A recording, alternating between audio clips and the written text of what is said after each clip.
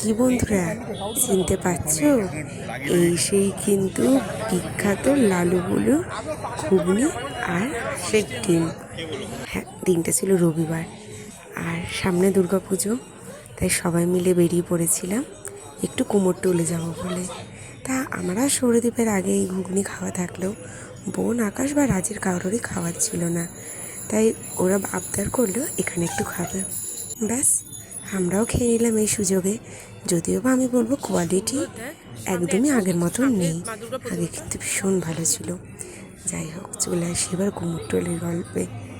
দুর্গাপুজো আসার আগে কুমোরটুলিতে তৈরি প্রত্যেকটি প্রতিমা আমাদের বাঙালিদের মনে কিন্তু একটা অন্য রকমের আনন্দ দেয়, যে আনন্দ ভাষায় প্রকাশ করা যায় না। এত ছোট্ট একটা জায়গা, এত সরু সরু গলি, তার মধ্যেও যেন কত ভালো লাগে। মনে হয় আরও দেখি, যত দেখব তত ভালো লাগে। আমি হয়তো সেরকমভাবে একটা ভিডিও করে উঠতে পারিনি।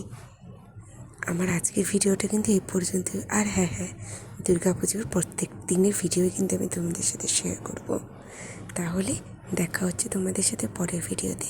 তোমরা খুব ভালো থেকো, সুস্থ থেকো। টাটা।